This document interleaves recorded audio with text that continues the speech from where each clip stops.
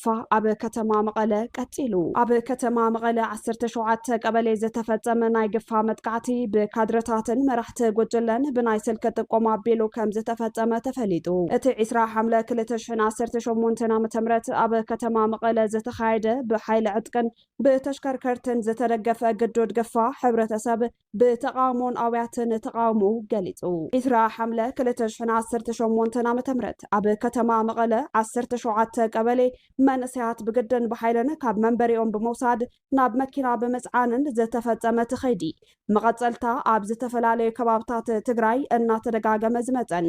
ንመናሰይ ንብጥይት መርሸንትን ኣካል መጉዳትን ዘሳጥሐ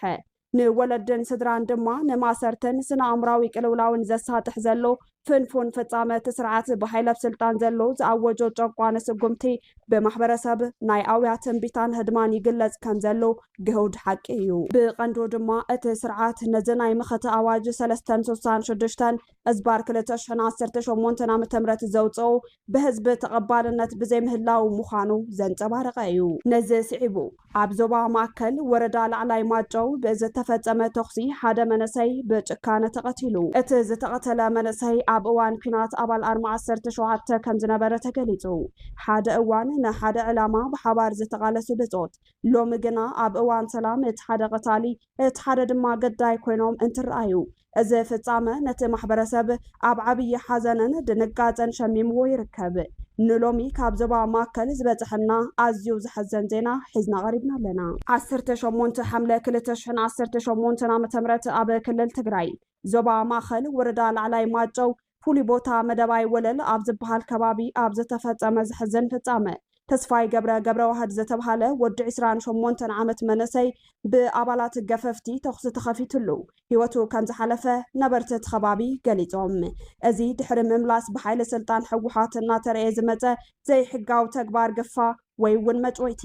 ኣብ ልዕሊ ስድራ ቤታት ከቢድ ስነ ኣምራውን ማሕበራውን በሰላ ይገድፍ ምህላው እቶም ነበርቲ ብመረረት ገሊጾም ብመሰረተ ሓበሬታ እቲ ፍጻመ ምሸት ኣስታት ሰዓት 3 ኣብ ጣብያ መደባይ ወለል ቁሸት ወለል ከባቢ ጥዕና ጣብያ ተፈጺሙ እቲ ገዳይ መንእሰይ ተስፋይ ገብረ ዋህድ ገፈፍቲ መጽመለው ዝብል ሓበሬታ ምሰምዐ ካብቲ መጥቃዕትን መምላጥን ርእሱ ንምድሓንን ናብ ገዝኡ ገጽ እናጎየ ኣብ ዝነበረሉ እዋን እዩ በቶም ዕጥቋት ብጭካነ ተኽሲ ተኸፊትዎ ህይወቱ ዝሓለፈ ናይ ዓይኒ መስኻኽር ከም ዝገለጽዎ ተስፋይ ጥይት ምስ ተተኮሰ ናብ ናይ ገዛ ርእሱ መረባ ወይ ገዛ ክበጽሕ ኣይከኣለን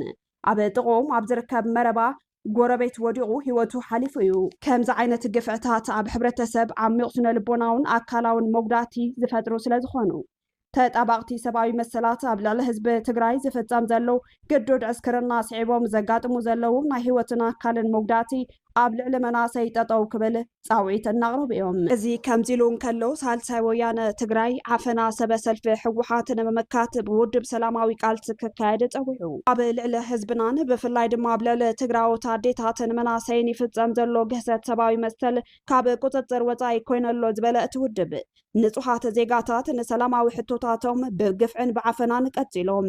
ኣብ ከተማ መቐለን ከባቢያን ንኣዴታት መናሰይ ብመሳርን ብመንገልታዕን ዝፍጸም ዘሎ ቁጠባዊ ማሕበራውን ፖለቲካውን ቅልውላው ዝምልከት ሳልሳይ ወያነ ትግራይ ኣብ ዝሃቦ መግለጺ ኣብ ከተማ መቐለ ንጉዱድ ወታደራዊ ዕስክርና ዝተቃወሙ ኣዴታት ትግራይ ብሓይሊ ተኣሲረን ውርደትን መንገልታዕን ይወርደለን ከም ዘሎ ብምግላጽ ብትሪ ኮኒኑ መንእሰይ ትግራይ ብዝተወደበ ቃልሲ ንመፍትሒ ሓሳብ ዘይጠመተ ንግፍዕታትን በደላትን ህዝቢ እናተላመዶም ክኸይድ እዩ ክብል ስጋቱ ገሊጹ ኣብ ርእሲ እዚ ስርዓት ሰበ ሕወሓት ነቲ ዝፍጸም ዘሎ ግፍዒ ከም ዋና መጋበርያ ስርዓቶም እናቆጸርዎ ይኸደለው ክብል ሳልሳይ ወያነ ትግራይ ገሊጹ ይኹን እምበር እዞም ዝፍጸሙ ዘለው ዓፈናታትን በደላትን ብዝተዋደደ ሰላማዊ ቃልሲ ጥራይ ንምፍታሕ ውድብ ቃልሲ መናሰይ ግድን ከም ዝኾነ እቲ ውድብ ኣነጺሩ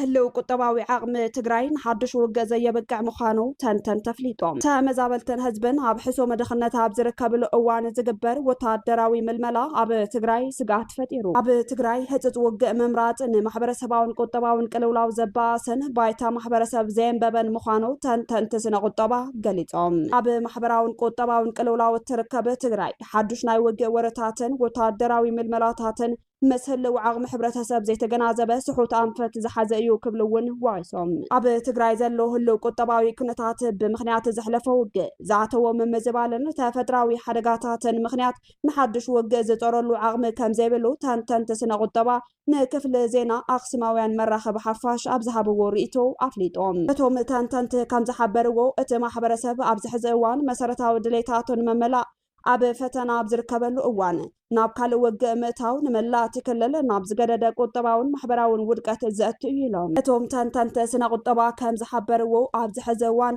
ኣብ ትግራይ ዝረአ ዘሎ ማሕበራውን ቁጠባውን ኩነታት ኣዝዩ ዘሰክፍ ደረጃ ሒዙ ከም ዘለው ኣፍሊጦም መብዛሕትኡ ሕብረተሰብ ደቁን ስድርኡን ዝዕንግለሉ መሰረታዊ ኣታዊ ዘይብሉ እንትኸውን ዘይተኸፈለ ናይ ዋርሕ መሃያ ዘይተሓረሰ ግራትን ዘይተመለሰ ብኣሽሓት ዝቁፀር ተመዛባለ ህዝብን ሒዛ ዘላ ክልል ምዃና እውን ኣዘኻኺሮም እቶም ተንተንቲ ወሲኾም ከም ዝሓበርዎ መራሕቲ ትክልል ብኩናት ንፀላት ክንምክት ኢና ብምባል ሒዘሞ ዘለው ኣንፈት ወታደራዊ ምልመላን ምስ ህልው ዓቕሚ እቲ ዝጠመየን ዝተጎሳቆለን ሕብረተሰብ ዘይገናዘብ እዩ ክብሉ ይገልጽዎ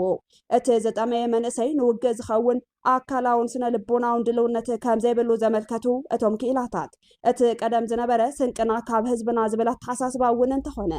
ሕዚ እቲ ህዝቢ ባዕሉ ስንቂ ዝኾኖ ዘይብሉ ብምዃኑ ክትግበር ከም ዘይኽእል ኣረዲኦም እቶም ተንተንቲ ቀፂሎም ኣብ ክንዲ ዘላቒ ሰላም ንምምጻእ ዝግበሩ ጻዕርታት ህፅፅ ውግእ ምምራፅ ዓቕምን ድሌትን ማሕበረሰብ ትግራይ ዘይገናዘበ ስሑት ክያዶ ምዃኑ እውን ወቒሶም ኣለው እዚ ድማ ንህዝቢ ትግራይ ናብ ዝገደደ ማሕበራዊ ቅልውላው ከእትዎ ከም ዝኽእል ኣስሚሮምሉ ብተወሳኺ ኣብ ትግራይ ብዝኾነ ኣጋጣሚ ሓድሽ ውግእ እንተተጀሚሩ ስራሕ ኣልቦ ዝኾነን ብሰኣን መነባብሮ ክሳብ ምዝራፍን ምምንጣልን ዝበፅሐ መናእሰይ ናብ ብሓይሊ መውራርን ቅልዑ ክትራንን ከኣቱ ከም ዝኽእል እቶም ተንተንቲ ስጋቶም ገሊጾም እዚ ኩነታት እዚ ድማ ንሰላምን ድሕንነትን እቲ ማሕበረሰብ ብዝገደደ ከም ዝሃስዩ ኣተሓሳሲቦም እዚ ውሽጣዊ ርግኣት ዘይብሉ ዝጅመር ዝኾነ ይኹን ኩናት መፈፀምቱ ዕንወትን ክሳራን እምበር ዓወት ናይ መምጻእ ትኽእሉ ከምቲ መራሕቲ ኢና ኢሎም ዝሓስቡ ፖለቲከኛታት ትግራይ ዝብልዎ ቀሊል ክኸውንስ ይትረፍ ናይ ጥሜትን ጉስቁልናን ዓፀቦ ዝያዳ ዘባኣስ እዩ ክብሉ ገሊጾም ከም መፍትሒ ዘቐመጡ እቶም ክኢላታት ስነ ቁጠባ ኣብ ትግራይ ዘሎ ህልው ቁጠባውን ማሕበራውን ፀገማት ብሰላማውን ብዝተረጋገአን መንገድን ምፍታሕ ዘኽእል ኣንፈት ምኽታል ጥራይ ንህዝቢ ትክልል ወሳኒ መዋፅኦ ምዃኑ ምዒዶም ምዕራብ ትግራይ ብሓይሊ ጎቢጦም ዝሓዙ ሓይልታት ሓድሽ ወታደራዊ ምድላዋት ይገብሩ ከም ዘለው ፍልፍላት ሓቢሮም ኣብ ዞባ ምዕራብ ትግራይ ዝካየድ ዘሎ ሓድሽ ወታደራዊ ምንቅስቓስ ዕጡቋት ናይ ወታደራዊ ስልጠና ዓቕሞም ዘዕብይሉ ምዕባለታት የሳለጡ ዘለው ኮይኖም ኣብ ባዕኸር ካብ ዝተፈላለያ ወረዳታት ዝተወፃፁ 2570 ዕጡቋት ምዕራብ ትግራይ ናብ ዋናው ከይምለስ ዝዓለመ ስልጠናታት ምዃኑ ንምፍላጥ ተኻኢሉ እቲ ብናይ ጥምረት ሓይሊ ተባሂሉ ዝፍለጥ ብፌደራል መንግስቲ ዝድገፍ ሓይሊ ናይ ተከዘ ዘብዒሉ ንባዕሉ ዝፅውዕ ኣብ ዙርያ መሳገር ድልድላት ስትራቴጂካዊ ውጥን ሒዙ ከም ዘሎን ሓይልታት ወያነ ብዝተፈላለዩ ኣንፈታት ከይኣቱ ዝብል ስጋት ዝወለዶ ብኣንፈት ቆራሪት ደደቢት ሸራሮ ማይ ተመነ ከምኡውን ሕሞራ ኦም ሓጀር ዝርከቡ ድልድላት ናይ ምቁፅፃር ስትራቴጂካዊ ክትትልን ይገብር ከም ዘሎ ፍልፍላት ካብ ሕሞራ ገሊጾም ኣብ ዞባ ምዕራብ ትግራይ ጽግዕተኛ ጉጅለ ኣስመላሽ ኮሚቴ ብምዃን ዝፍጸሙ ዘለው ምንቅስቓሳት ናብ ዝተባኣሰ ወታደራዊ መልክዕ ይቕይር ኣሎ መረዳእታታት ከም ዝገለጽዎ ካብ ኩለን ወረዳታት ዝተዋፃፀ ፖሊስ የተከዘ ዘበነ ሰላም አስከባሪ ዝተባሃሉ ሓይልታትን ምስ ሰራዊት ፌደራል መንግስቲ ብምዃን ጥንኩር ወታደራዊ ምንቅስቓሳት ይካየድ ከም ዘለው ሓቢሮም እቲ ኣብ ባዕኸር ይካየድ ዘለው ስልጠና ን9 መዓልታት ዝጸንሕ ኮይኑ እቶም ሰልጠንቲ ዕጡቋት 2570 ግለሰባት ከም ዝኾኑ ተረጋጊጸሎ እቲ ስልጠና ብዕቱብ ሒዝዎ ዘሎ ትሕዝቶ ድማ ንዘይቀርብ ውግእ ተዳሎ ዝብል ጽዑቕ ወታደራውን ፖለቲካውን ትምህርቲ ዝሓዘ ምዃኑ ተረጋጊጹ